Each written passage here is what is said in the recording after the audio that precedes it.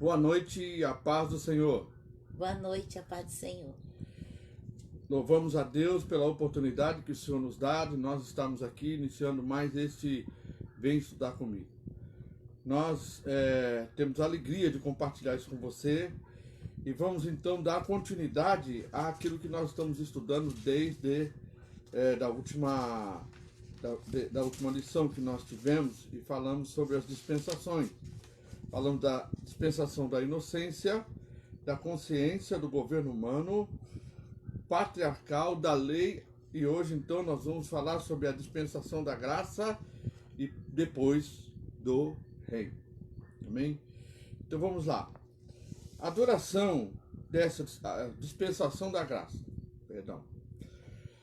a duração dessa dispensação vai desde a crucificação de Cristo até o arrebatamento da igreja, quando o seu fim é futuro e certo, mas seus efeitos se prolongarão após o arrebatamento. É importante destacar a diferença entre a dispensação da lei e a dispensação da graça. Como o fez Severino Pedro da Silva, a graça de Deus em Jesus Cristo encontra os pecadores e os justifica. Perdão dos pecados. Colossenses capítulo 2, versículo 13.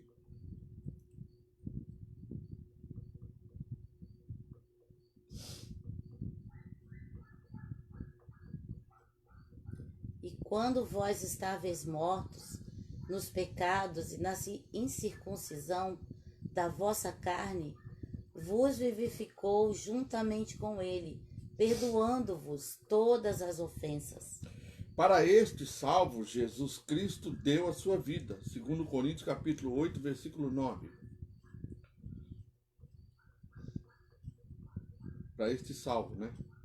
Jesus Cristo deu a sua vida. Porque já sabeis a graça de nosso Senhor Jesus Cristo, que sendo rico por amor de vós se fez pobre, para que pela sua pobreza enriquecesseis. Então, e também vamos lá em 1 Timóteo capítulo 1, versículo 14. 1 Timóteo.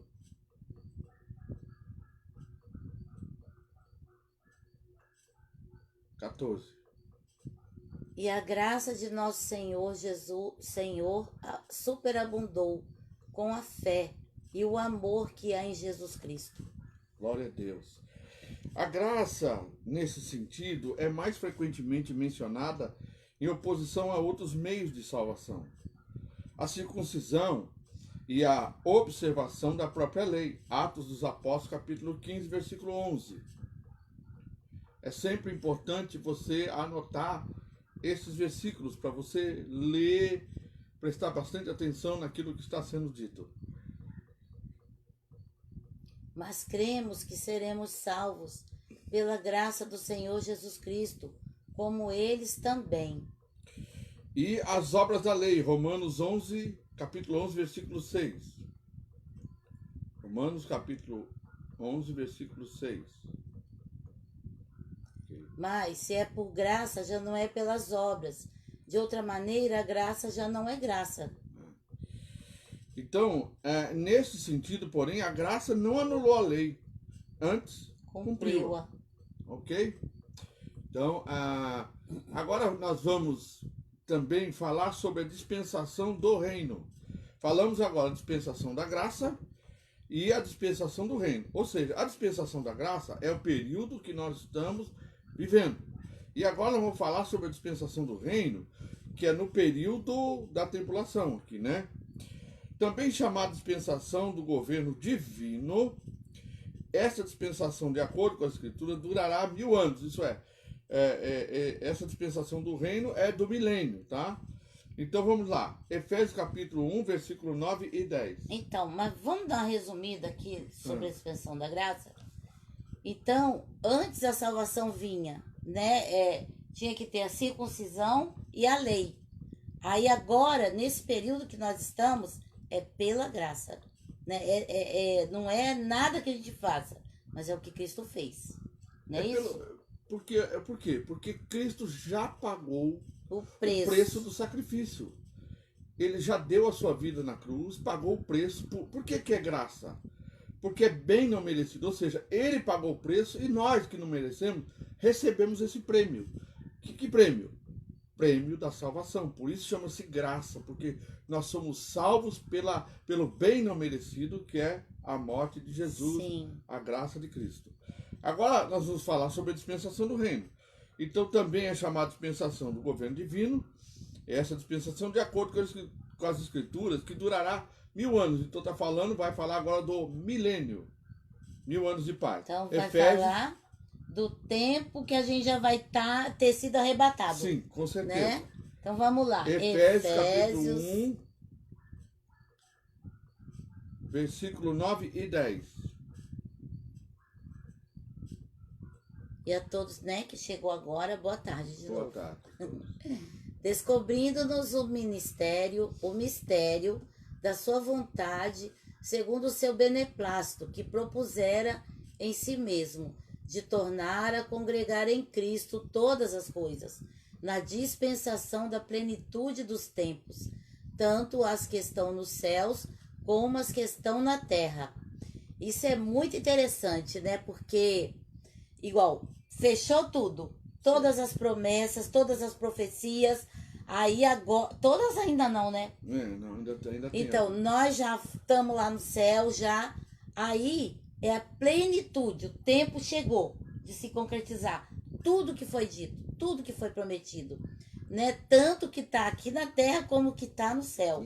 Né? Porque tudo isso que está aqui, está aí na terra, né? Vai mudar.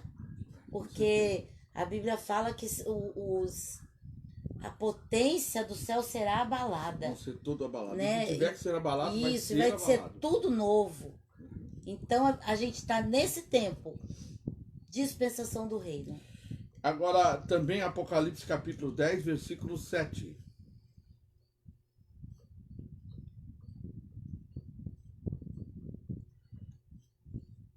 Mas nos dias da voz do sétimo anjo, quando tocar a sua trombeta, se cumprirá o segredo de Deus, como anunciou aos profetas seus servos. Ou seja, há algo que vai se cumprir que é um segredo ainda, né, para todos nós. Mas ele será revelado. 11, e também 11:15, Apocalipse 11:15. E tocou o sétimo anjo a trombeta, e houve no céu grandes vozes que diziam: os reinos do mundo vieram a ser de nosso Senhor e do seu Cristo, e ele reinará para todo sempre. Ele está se referindo ao milênio. E Apocalipse capítulo 20, versículos de 1 a 6. 1 a 6. E vi descer do céu um anjo, que tinha a chave do abismo e uma grande cadeia na sua mão. E ele prendeu o dragão, a antiga serpente, que é o diabo e Satanás, e amarrou-o por 1000 anos, e lançou-o no abismo, e ali o encerrou, e pôs selo sobre ele, para que mais não engane as nações, até que os 1000 anos se acabem, e depois importa que seja solto por um pouco de tempo. E vi tronos, e assentaram-se sobre eles aqueles a quem foi dado o poder de julgar, e vi as almas daqueles que foram degolados pelo testemunho de Jesus e pela palavra de Deus, e que não adoraram a besta nem a sua imagem, e não receberam o sinal na testa, nem na mão, e viveram e reinaram com Cristo durante 1000 anos. Mas os outros mortos não reviveram. Até que, então, Jorge, quem vai só reviver são aqueles que são de Deus, né? Não, é assim. Aí ele está falando, por exemplo, no milênio. Se nesse período da tribulação, nem todos vão morrer. E nem tampouco aqueles que não aceitaram o sinal da besta e não aceitaram o sinal na testa nem na mão. E também não negaram o nome do Senhor. E também as outras pessoas, elas vão continuar vivas. Ele está falando aqui aqueles que morreram nesse período. Os que morreram nesse período, milênio, eles não vão ressuscitar. Eles só vão ressuscitar só no final do milênio. Entendeu? Mas os outros mortos não reviveram até que os 1000 anos se acabaram. Aí sim. Essa é a primeira ressurreição. Bem-aventurado e santo aquele que tem parte na primeira ressurreição. Sobre estes não tem poder a segunda morte, mas serão sacerdotes de Deus e de Cristo, e reinarão com ele 1000 anos. E acabando-se os 1000 anos, Satanás será solto da sua prisão. Amém. Até aqui, né? Então, isso é importante a gente observar o seguinte. Há uma promessa de Deus maravilhosa para todos nós. Há algo que Deus vai fazer para que o mundo veja que o governo, né, sem a corrupção, sem as maldades do diabo, sem o engano, né? Porque sendo dirigido por ele Jesus, não vai mais estar na porque terra por ainda 1000 não. anos nós vamos ter então ali um exemplo de como seria viver 1000 anos sendo governado por Jesus. Vocês imaginam aí um governante que seja um governante de paz, um governante que traz prosperidade, um governante que não é corrupto, que não se corrompe e que traz prosperidade ao povo, o povo se alegra, o povo pode comer, pode beber, pode comprar, justiça. Imagina isso. Será melhor do que isso. Porque um homem normal não tem essa capacidade que Jesus Cristo tem. Porque o homem normal, se ele não for transformado por Jesus, ele tem em si mesmo a maldade, né? No seu próprio corpo, porque o corpo dele ainda é um corpo de pecado, né? Então, ele jamais será perfeito. Mas Jesus, que é perfeito e que já pagou o preço na cruz, vai descer do céu, vai reinar na terra por 1000 anos, e aqueles que foram com Jesus, por ocasião do arrebatamento, aqueles que ficaram na terra e que não negaram o nome de Jesus, não aceitaram o sinal nem na testa, nem na mão, e não adoraram a besta, esses aí vão reinar com Jesus, vão reinar com Cristo. Os que ficaram, que se corromperam e que se dobraram à besta e que continuam vivos, também vão reinar, só que para a morte, porque eles já estão condenados. Não haverá salvação. Eles já estão condenados. Quando morrerem, porque vai haver morte ainda no milênio, quando morrerem, vão morrer para condenação e não haverá salvação. Amém?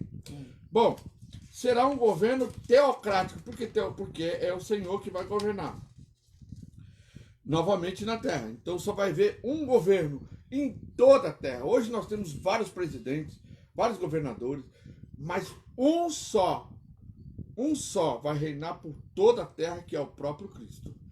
Ele reinará por um período de 1000 anos, juntamente com a igreja triunfante, que foi arrebatada e voltou com ele. Este reino será literal e terreno, sobre o qual Cristo governará no trono de Davi, em cumprimento à aliança davídica, que está lá no livro de 2 Samuel, capítulo 7, versículo 8 a 17. Para ler? Sim. 2 Samuel. Samuel. Oh, meu Deus. É Salmos não, é Samuel. Começa com a letra S, Foi mas enganada. 2 Samuel. 2 Samuel 7, 12. Capítulo 7, versículo 12. Quando teus dias forem completos e vieres a dormir com teus pais, então farei levantar depois de ti a tua semente, que procederá de ti, e estabelecerei o seu reino. Você vê que ele está falando lá do período de Samuel, já falando a respeito de Jesus, do milênio de Jesus. Já pensou o que é isso, né? Mateus, agora o versículo 17 também, 17, do mesmo... Conforme todas essas palavras e conforme toda essa visão, assim falou Natã a Davi. Ok. Mateus 1:1. Mateus capítulo 1, versículo 1. Mas sumiu daqui. Difícil aí,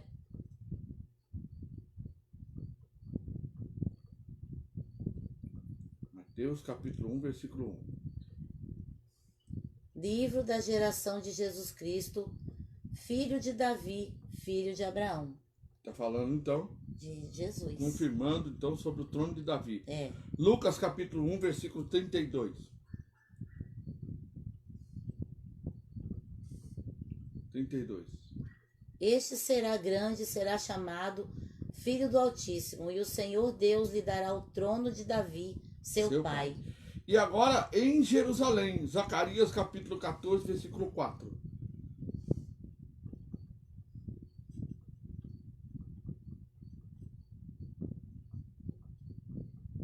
Quanto? Capítulo 14, versículo 4. E naquele dia estarão seus pés sobre o monte das oliveiras, que estará defronte de Jerusalém, para o oriente. E o monte das oliveiras será fendido pelo meio, para o oriente e para o ocidente. E haverá um vale muito grande, e metade do monte se apartará para o norte, e a outra metade dele para o sul. Isso vai se cumprir, gente. Bom, e o poder do mal e o poder de Satanás serão quebrados. Apocalipse 20, capítulo 20, versículo 1 e 2. Apocalipse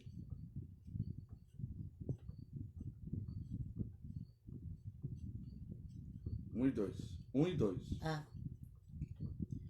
E vi descer do céu um anjo que tinha a chave do abismo e uma grande cadeia na sua mão. Ele prendeu o dragão, a antiga serpente, que é o diabo e Satanás, e amarrou-o por 1000 anos. Ok. Bom, levará Israel ao seu lugar legítimo e profetizado, em Deuteronômio capítulo 28, versículo 13.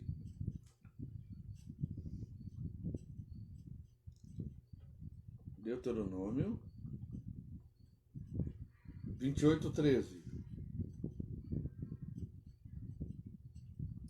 E o Senhor te porá por cabeça e não por cauda, e só estarás em cima e não debaixo, quando obedeceres aos mandamentos do Senhor, teu Deus, que hoje te ordeno para os guardar e fazer.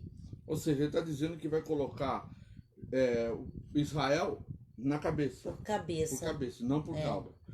E também Jeremias capítulo 31, versículo 31. É muito importante a gente sempre falar as referências para a gente ver a base bíblica de tudo isso que nós estamos estudando, gente. 31, 31. Eis que vem dias, diz o Senhor, em que farei um concerto novo com a casa de Israel e com a casa de Judá. O evangelho será pregado em toda a terra. Mateus capítulo 24, versículo 14. Tá lendo bastante, hein? Você nem vai querer me dar o livro hoje, hein? Mateus capítulo 24, versículo 14.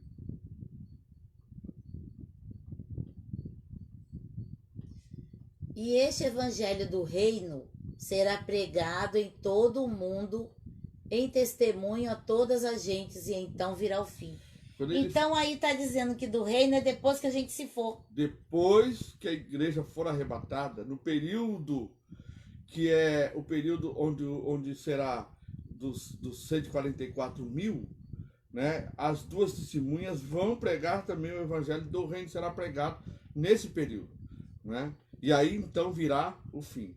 Apenas por um período curto, né? Que você pode ver que é um período curto, é um período de 7 anos. E o quê? Bom, esse reino é o assunto da profecia do Antigo Testamento, que está lá no livro de 2 Samuel, capítulo 7, versículo 12 a 16. Vamos ler apenas duas referências, né? Tem bastante aqui. Tem, 2 Samuel? Isso, 2 Samuel, capítulo 12, versículo 16. 16. Não, perdão. 2 Samuel, capítulo 7, apaga aí. 2 Samuel, capítulo 7, versículo 12 a 16. Bastante. Quando teus dias forem completados e vier... Aqui eu li, né? Meus pais. Este edificará uma casa ao meu nome, e confirmarei o trono do seu reino para sempre. E lhe serei por pai. Muita gente acha que isso aqui está falando de Salomão. Mas não é de Jesus. Este edificará uma casa ao meu nome e confirmarei o trono do seu reino para sempre. Eu lhe porei por pai, e ele me será por filho. E se vier a transgredir, castigá-lo-ei com vara de homens e com açoite de filhos de homens. Mas a minha... Aí é Salomão mesmo. Porque Jesus não transgrediu, né? Mas a minha benignidade se não apartará dele, como a tirei de Saul, a quem tirei de diante de ti. Porém a tua casa e o teu reino serão serão firmados para sempre diante de ti. Teu trono será firme para sempre. Ou seja, a parte aí que fala de Jesus é o firme para sempre. Né?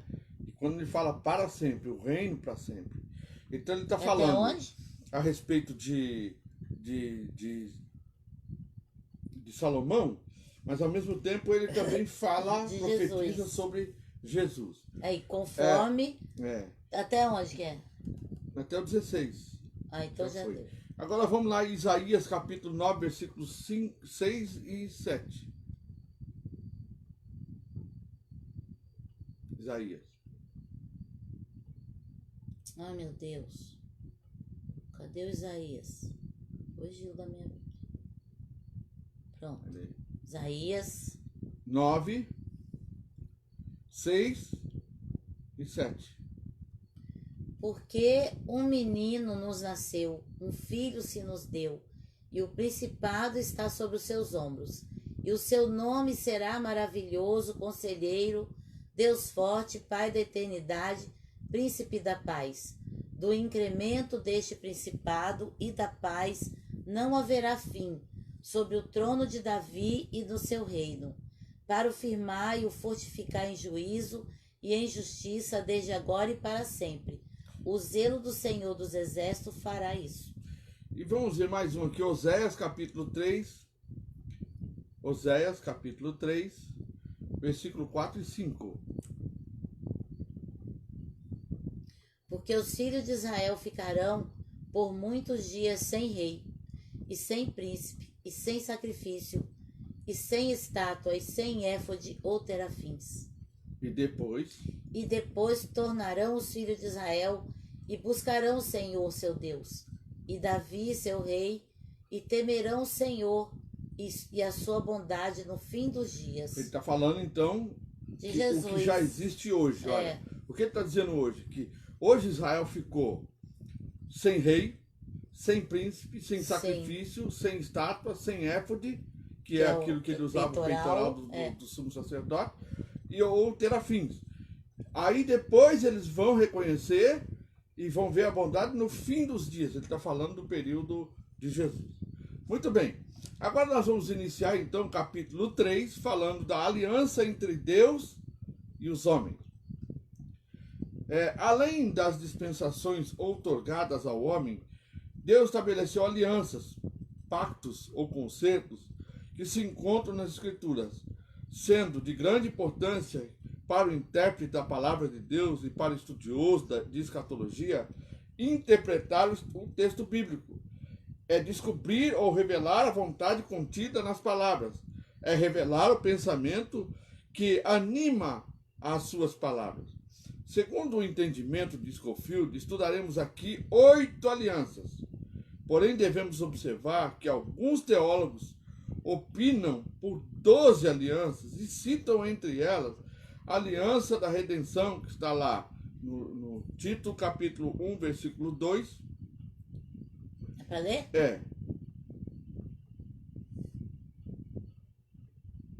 Tito 1, versículo 2.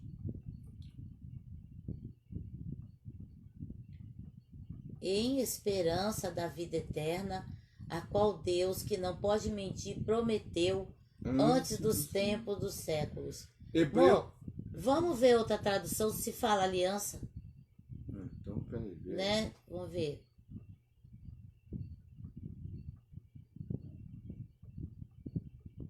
Não. Não, eu vi a mesma. Oh, meu Deus. Vê aí a ver. atualizada. Não, essa aqui agora, a versão internacional.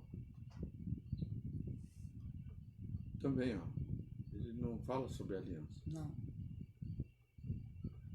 Versão internacional, vamos ver. Ou transformadora também. Fé e conhecimento que se fundamentam na esperança da vida eterna, a qual o Deus que não mente prometeu antes dos tempos Ou seja, eternos. está falando de promessa. Promessa, né? Promessa, aliança. Hebreus capítulo 13, versículo 20. Nós temos várias versões bíblicas, né? Por isso a gente procura ver aonde, né, encaixa melhor. O Deus da paz, que pelo sangue da aliança eterna trouxe de volta dentre os mortos a nosso Senhor Jesus, o grande pastor das ovelhas. Glória a Deus.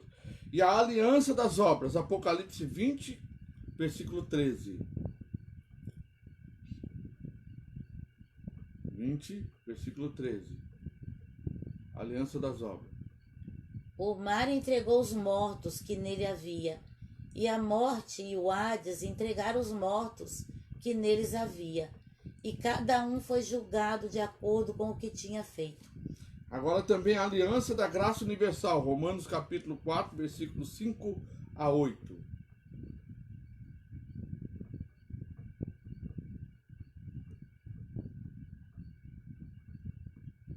Capítulo 4, versículos 5 a 8. Todavia aquele que não trabalha, mas confia em Deus que justifica o ímpio, sua fé lhe é creditada como justiça. Davi diz a mesma coisa quando fala da felicidade do homem, a quem Deus acredita justiça, independente de obras. Como são felizes aqueles que têm suas transgressões perdoadas, cujos pecados são apagados. Como é feliz aquele a quem o Senhor não atribui culpa. Isso, até maravilhoso, né?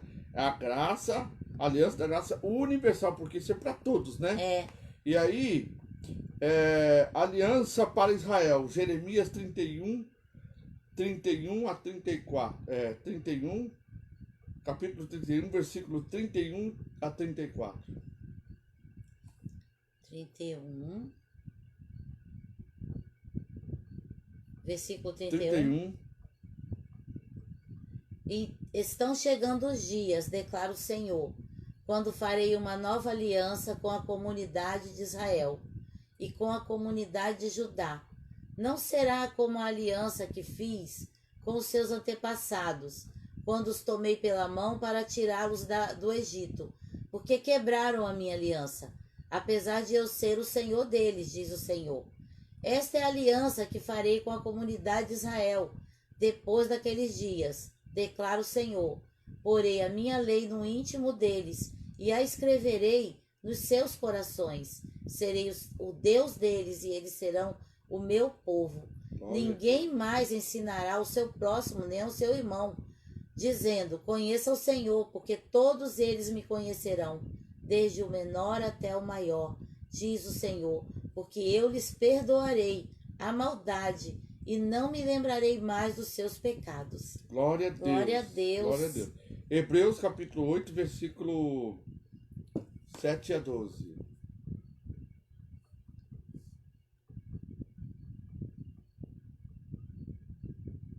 Hebreus 8. Passou já Hebreus. 8 o quê? 8, 7 a 12. Bastante, hein? Pois se aquela primeira aliança fosse perfeita, não seria necessário procurar lugar para outra. Deus, porém, achou o povo em falta e disse, estão chegando os dias, declara o Senhor, quando farei uma nova aliança com a comunidade de Israel e com a comunidade de Judá. Não será como a aliança que fiz com os seus antepassados, quando os tomei pela mão para tirá-los do Egito. Visto que eles não permaneceram fiéis à minha aliança, eu me afastei deles, diz o Senhor. Que triste, né? Deus se afastar de nós. Misericórdia. Muito triste.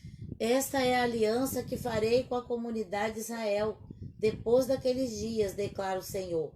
Porei minhas leis em suas mentes e as escreverei em seus corações.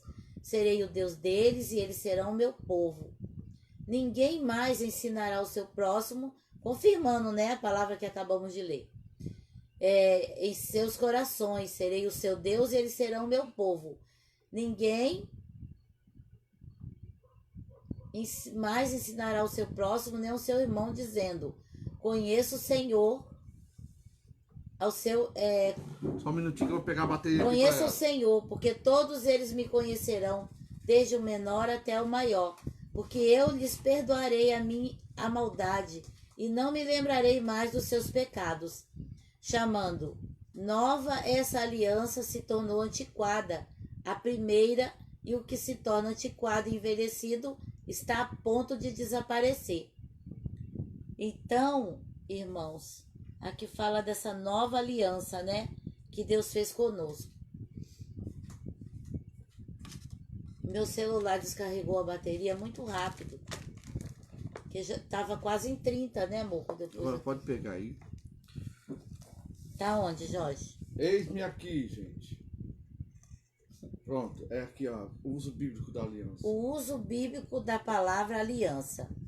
Essa palavra ocorre com frequência tanto no Antigo quanto ao Novo Testamento, sendo utilizada nos relacionamentos entre Deus e os homens. Jeremias 33, 20 e 25. Deixa eu só perguntar. Você tem uma aliança com Deus?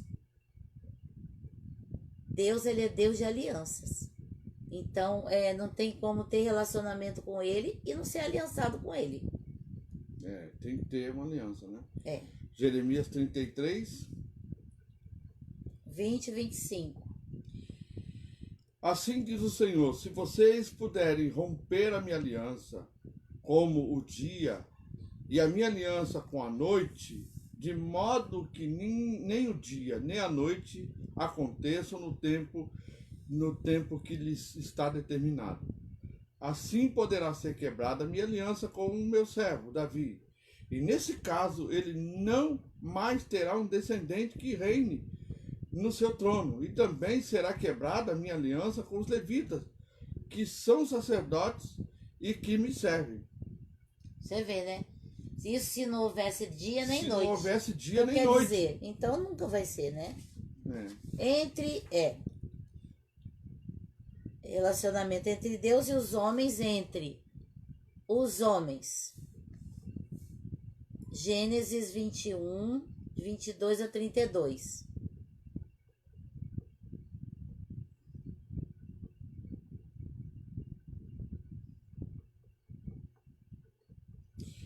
Naquela ocasião, Abimeleque, acompanhado de Ficol, comandante do seu exército, disse a Abraão: Deus está contigo em tudo que fazes. Agora jura-me diante de Deus que não vais enganar-me, nem a mim, nem a meus filhos e descendentes. Trata a nação que te escolheu como estrangeiro, com a mesma bondade que eu te tratei. Respondeu Abraão: eu juro. Todavia Abraão reclamou com Abimeleque a respeito de um poço que os servos de Abimeleque lhe tinham tomado à força. Mas Abimeleque lhe respondeu: não sei quem fez isso. Nunca me disseste nada e só fiquei sabendo disso hoje. Então Abraão trouxe ovelhas e boi e deu a Abimeleque, e os dois firmaram um acordo. Até onde? Até 32. Abraão separou 7 ovelhas do rebanho, pelo que Abimeleque lhe perguntou: o que significa estas 7 ovelhas que separastes das demais? Ele respondeu: estas 7 ovelhas da minha mão, como testemunho de que eu cavei este poço. Por isso aquele lugar foi chamado Berseba, porque ali os dois fizeram um juramento. Firmado esse acordo em Berseba, Abimeleque e Ficol, comandante das suas tropas, voltaram para a terra dos filisteus. Então essa parte aqui não vamos ler, não. Isso aqui tá falando de aliança. Primeiro de Deus com os homens e agora de homem com homem. E entre as nações. Agora falar de alianças entre as nações. Êxodo 23, 32.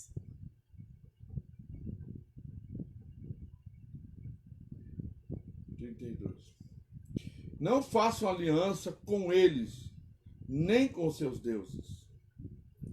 Isso aí, gente, é muito importante a gente saber. Não é pelo fato desse período aqui ser o período da lei, e que veio a graça através de Jesus Cristo e sua morte, que isso aqui perdeu o valor. Não, não perdeu.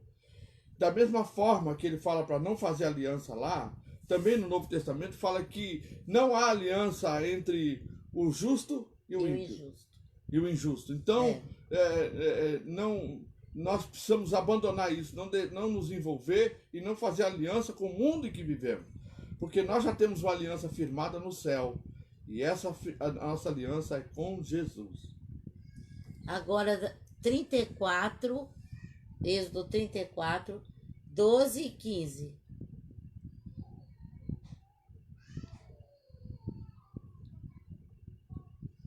Acautele-se para não fazer acordo com aqueles que vivem na terra para o qual você está indo, pois eles se tornariam uma armadilha.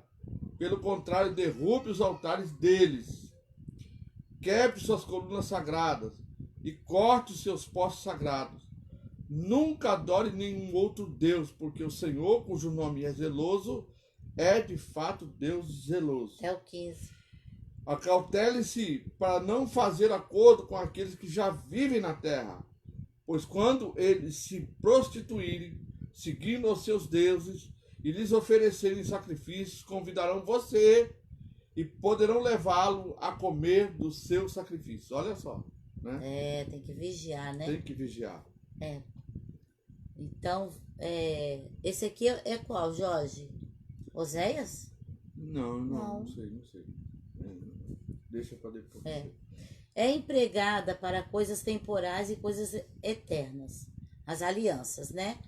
Segundo o Dicionário Internacional de Teologia do Novo Testamento, é digno de nota que, embora a aliança ocorra quase 300 vezes no Antigo Testamento, no Novo ocorre somente 33 vezes. Quase metade dessas ocorrências se acha em citações de Antigo Testamento e outras 5 claramente se referem às declarações do Antigo Testamento. Os poucos casos independentes se acham quase exclusivamente em Hebreus, bem raramente em Paulo, nunca nas epístolas pastorais e Atos, mas nunca nos escritos de João. Então, isso falou de aliança. Agora, tipos de alianças. Existem 2 tipos de alianças que Deus fez com Israel: condicional e incondicional. Numa aliança condicional, o acontecimento é futuro e incerto, pois a eficácia da aliança depende exclusivamente do receptor. Algumas obrigações ou condições devem ser satisfeitas pelo receptor da aliança, antes que o outorgador se obrigue a cumprir o acordado. Temos na aliança mosaica pactuada entre Deus e a nação de Israel um exemplo de aliança condicional. Quer dizer, existe uma norma ali que ele tem que andar, que senão a aliança está quebrada. Tudo terminado entre nós, né? Algumas obrigações... é caracterizado pela conjunção se. Se ouvires atento a voz do Senhor teu Deus, e fizeres o que é reto diante dos seus olhos, e deres ouvido aos seus mandamentos, e guardares todos os seus estatutos, nenhuma enfermidade virá sobre ti. Meu Deus. Toda vez que a palavra cita, né? Toda vez que a palavra cita se ou se, está colocando uma condição, né? Uma condição. Das que enviei sobre os egípcios. Então, nenhuma enfermidade das que os egípcios sofreram, né? Tumores, aquilo tudo, né? Praga de mosca, de rã, Não, mas aí aqui é enfermidade. Enfermidade. Que enviei sobre os egípcios, pois eu sou o Senhor que te sara. Êxodo 15, 26, mas não precisa ler, né? Que foi o que a gente leu. Se ouvires a voz do Senhor teu Deus, virão sobre ti e te alcançarão todas estas bênçãos. Deuteronômio 28, 1, 2. Já na aliança incondicional, o acontecimento é futuro e certo. O cumprimento do que foi acordado depende exclusivamente daquele que fez a aliança. Portanto, o que foi prometido é soberanamente concedido ao receptor da aliança, com base na autoridade e integridade daquele que pactuou a aliança, Deus. Então, nesse caso, que não é condicional, é incondicional, Deus é o único que importa, né? Deve-se notar que, enquanto a aliança é eterna e inviolável, a aliança que Deus jamais anula, é possível aos que se acham na aliança quebrá-la. Já pensou? Deus nunca vai quebrar, mas a pessoa que está nessa aliança pode quebrar. Pode quebrar. Aliança edênica, do Éden, né? Do Éden. Essa aliança foi firmada com o homem no Éden. Gênesis 2, 15 e 17.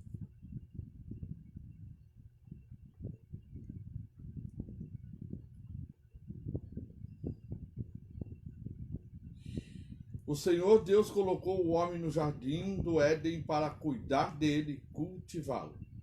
E o Senhor Deus ordenou ao homem: coma livremente de qualquer árvore do jardim, mas não coma da árvore do conhecimento do bem e do mal, porque no dia em que dela comer, certamente você morrerá.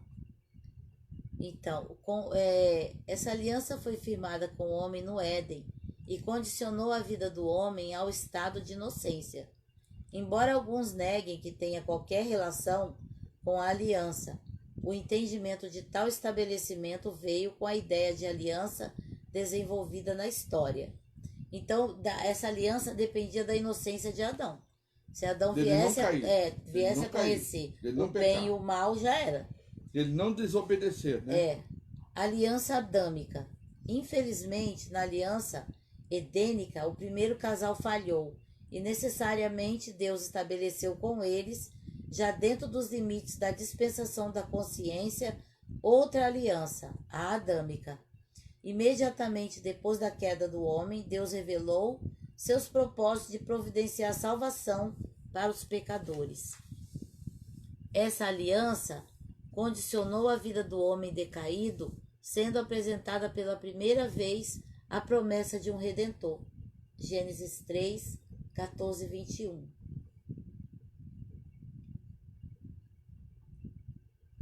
Então o Senhor declarou à serpente: já que você fez isso, maldita é você entre todos os rebanhos domésticos e entre todos os animais selvagens. Sobre o seu ventre você rastejará e pó comerá todos os dias da sua vida.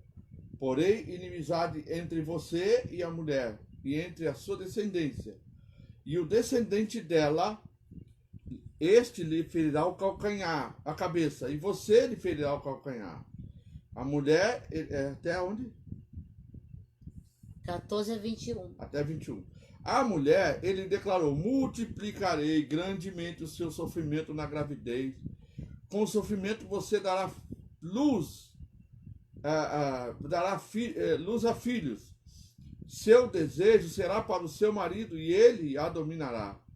E ao homem declarou: visto que você deu ouvido à sua mulher e comeu do fruto da árvore do qual eu lhe ordenara que não comesse, maldita é a terra por sua causa. Com sofrimento você se alimentará dela todos os dias da sua vida. Ela lhe dará espinhos e ervas daninhas, e você terá que se alimentar das plantas do campo. Com o suor do teu rosto você comerá o seu pão, até que volte à terra, visto que dela foi tirado. Porque você é pó, e ao pó voltará. Está falando que ele ia morrer, então, fisicamente.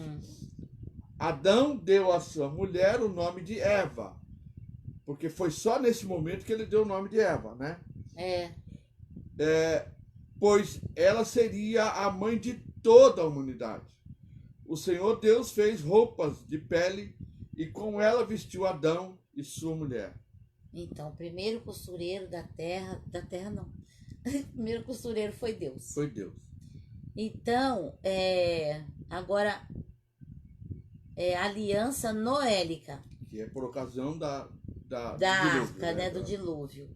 Após verificar que o mal havia dominado o coração dos homens, arrependeu-se o Senhor de haver feito o homem sobre a terra e pesou-lhe em seu coração. Gênesis 6,6. Não precisa ler, não. Deus anuncia a Noé a destruição de toda a terra e ordena a Noé que faça uma arca de madeira, conforme suas ordens. Ao obedecer, Deus estabelece com Noé e sua semente uma aliança. Gênesis 6:18. Gente, olha como é importante a gente observar isso. Deus chama Noé e fala para ele construir um barco. Primeiro que não tinha, naquele período, não tinha chuva na terra. Não tinha chuva. Ele fala para Noé que ele vai derramar chuva sobre a terra. E a gente vê que uma condição que foi principal aqui, foi o fator principal. Deus pediu algo muito grande para Noé, que ia durar muitos anos. Mas Noé simplesmente não retrucou, obedeceu. E creu totalmente, né? Essa era uma condição para haver uma aliança de novo entre Deus e o homem. Na qual promete não destruir mais a terra com água, né? Em Gênesis 6:18. Gênesis 9:11-17. E também que a sucessão normal dos ciclos climáticos, inverno e verão, calor e frio, dia e noite, hão de continuar. Gênesis 8:22. Então lê, Jorge. Lê Gênesis 6:18 primeiro. 6:18. Mas com você estabelecerei a minha aliança e você entrará na arca com seus filhos, sua mulher e as mulheres dos seus filhos. Gênesis 9:11-17. Estabeleço uma aliança com vocês. Nunca mais será ceifada nenhuma forma de vida pelas águas de um dilúvio. Mas nunca mais haverá dilúvio para destruir a terra. Dessa vez, Deus vai botar fogo em tudo. E Deus prosseguiu: este é o sinal da aliança que eu estou fazendo entre mim e você e com todos os seres vivos que estão com vocês para todas as gerações futuras. O meu arco que eu coloquei nas nuvens será o sinal da minha aliança com a terra. Quando eu trouxer nuvens sobre a terra, nela aparecerá o arco-íris. Todos nós vimos esta promessa de Deus aqui. Toda vez que a gente vê que vai chover e aparece o arco-íris, é Deus dizendo: olha, tem uma aliança com a terra. Chuva não que vai não continuar. vou destruir. Então, me lembrarei da minha aliança com vocês e com os seres vivos de toda espécie. Nunca mais as águas se tornarão um dilúvio para destruir toda a forma de vida. Ou seja, quando você vê o negócio de tsunami aí e tudo, vai destruir uma parte, mas não a terra não será mais destruída. Não toda a terra, né? Até onde mesmo? Até o 17. É. Toda vez que o arco-íris estiver nas nuvens, olharei para ele e me lembrarei da aliança eterna entre Deus e todos os seres vivos de todas as espécies que vivem na terra. Concluindo, disse Deus a Noé: este é o sinal da aliança que estabeleci entre mim e toda a forma de vida que há sobre a terra. Gente, então esse sinal aqui é um sinal de Deus com o homem. Esse sinal aqui não é um sinal de perversidade, viu?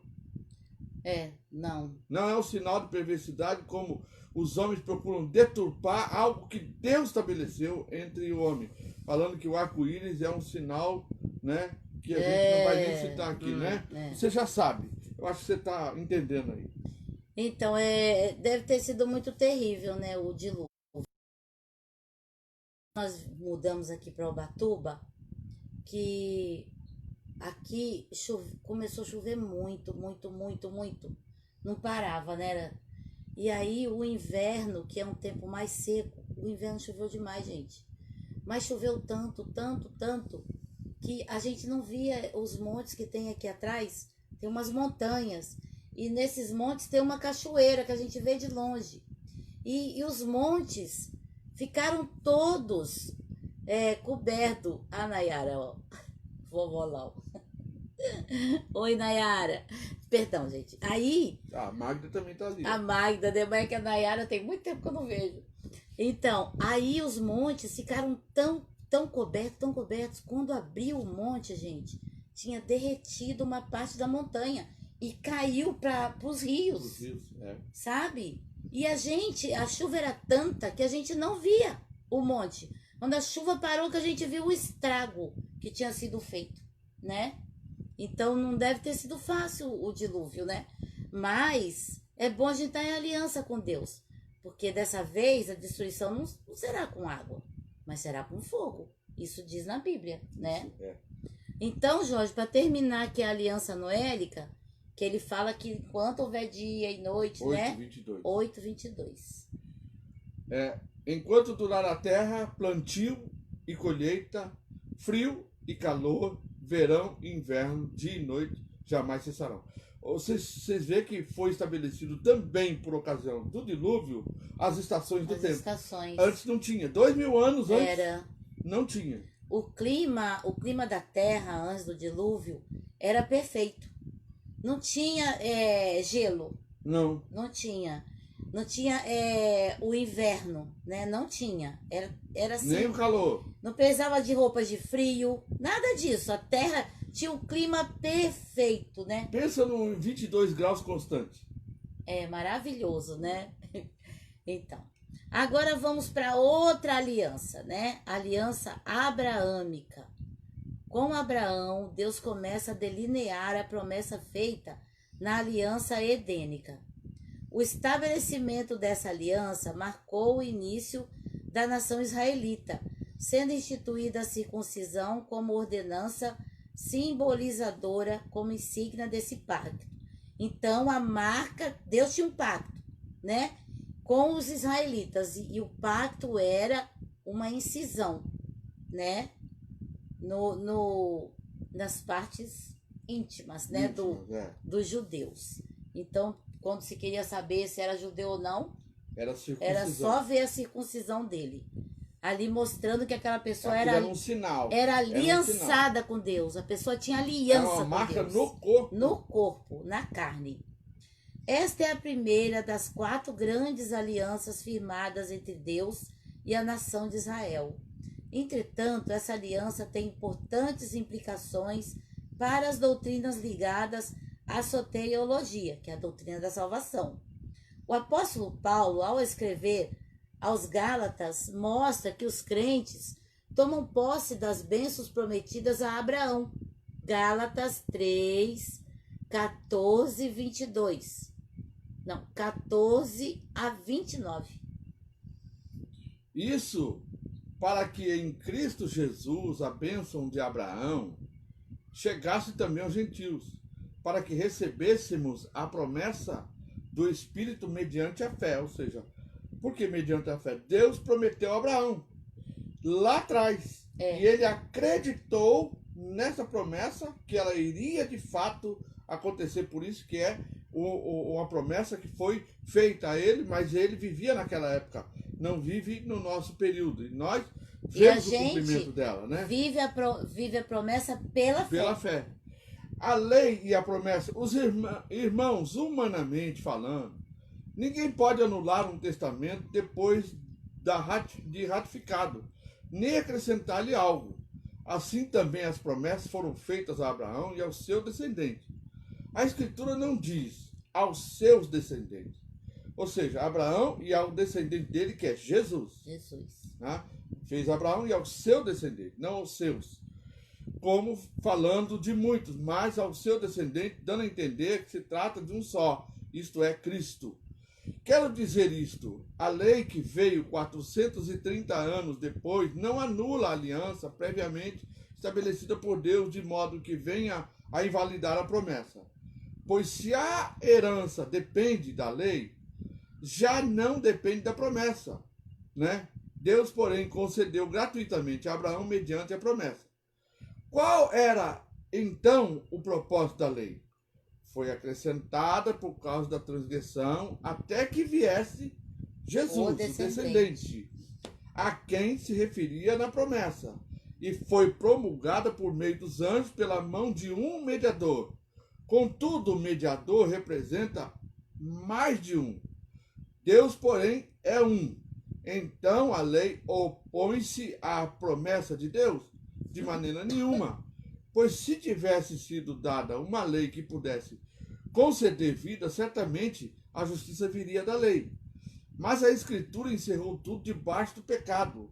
a fim de que a promessa que é feita pela fé em Jesus Cristo fosse dada aos que creem, nós, né? Nós, fosse dada a todos aqueles que creem. Se você crê, então é dada a você também. A promessa da salvação. Antes que viesse esta fé, estavam sob a custódia da lei, nela encerrados, até que a fé que haveria de vir fosse revelada. Assim a lei foi o nosso tutor até Cristo, para que fôssemos justificados pela fé. Ou seja, as pessoas eram guardadas para a promessa porque eram fiéis e obedientes a Deus. Porém, quando Jesus, então, pagou o preço do nosso pecado, agora a gente não precisa mais cumprir a lei, porque ele cumpriu a lei, mas precisamos crer nele e obedecer a sua palavra, demonstrando a nossa fé nele é obedecendo a sua palavra. E a Bíblia diz que quem ama, cumpre a lei. Cumpre a lei. Né? Agora, porém, tendo chegado à fé, que é o que nós estamos vivenciando, já não estamos mais sob o controle do tutor, que é a lei. Né? Vai até onde? 29. Todos vocês são filhos de Deus mediante a fé em Cristo Jesus. Isso é muito importante. Ele sempre frisar isso. Todos vocês são filhos de Deus. Tem um ponto. Mediante a fé em Cristo Jesus. Pois os que em Cristo foram batizados, de Cristo se revestiram. Que lindo, né? Se batizaram, quer dizer, receberam, foram imergidos em Cristo. Na morte dele. Na morte dele, aí foram vestidos de Cristo. Glória a Deus. Não há judeu, homem nem mulher, pois todos são um em Cristo Jesus. E se vocês são de Cristo, são descendência de Abraão e herdeiros da segunda promessa. Glória a Deus. Glória a Deus. Só dá para terminar aí. Então, fundamentados na mesma promessa feita a Abraão, com maestria esclareceu J. Dwight Pentecoste. A promessa feita a Abraão representa um passo progressivo nessa revelação. Nele, o propósito divino torna-se mais específico, detalhado, focalizado, definitivo e certo. Específico por distingui-lo e separá-lo de outros membros da raça. Detalhado por indicar mais particularidades conectadas ao propósito da salvação. Focalizado por fazer o Messias vir mais diretamente em sua linhagem, ser sua semente. Definitivo por entrar numa aliança com ele, com seu Deus, e certo por confirmar seu relacionamento de aliança com um juramento. Glória até a Deus. Aqui, né? Gente, agradecemos a Deus pela companhia de todos vocês. Várias pessoas vão aparecendo aqui, mas não dá para citar o nome de todas elas. Senão a gente teria que ficar parando para cumprimentar. A Maida, né? A Nayara, o Diogo, Leurimar, o Diogo e um outro, o irmão que estava ali também. Mas era o nome Rafael? Não. Tem que ver lá. Eu agradeço a todos a companhia, que participaram. Viu? Nós temos a alegria de compartilhar com vocês. Sei que é um estudo. Esse estudo é um pouco difícil, né? Porque fala muito da lei, da graça, e é um pouco difícil, mas olha, tá entrando para dentro de você. Na hora certa, o Espírito traz a revelação, o Espírito traz aquilo que você tem que entender direitinho. Não dá para entrar tudo, né? A gente entender tudo, é muita coisa. E outra, né, gente? Estamos aprendendo sobre Deus.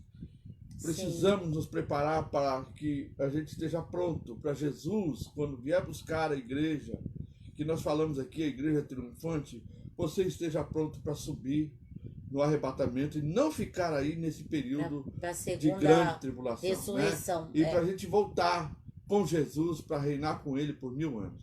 Louvado seja Deus. Depois de terminar aqui nossa live, nós vamos compartilhar no YouTube ou no Facebook e também vamos compartilhar ela no YouTube. Então, e vamos mandar isso para você. E se você realmente tem aprendido com Deus, com a gente aqui no nosso estudo, compartilha com seus irmãos, né? Quero convidar você a estar conosco na próxima sexta-feira. Às 18 horas, vamos estar aqui continuando a estudar esse estudo de escatologia de Apocalipse. E também, já de antemão, convido você para as 20 horas na sexta-feira para o nosso culto em casa.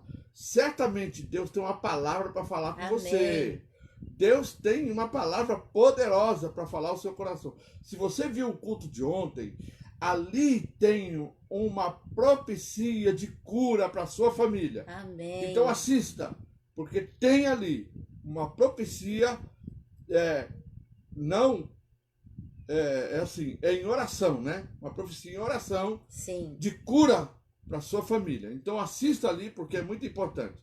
Que Deus possa te abençoar e te dê uma noite maravilhosa.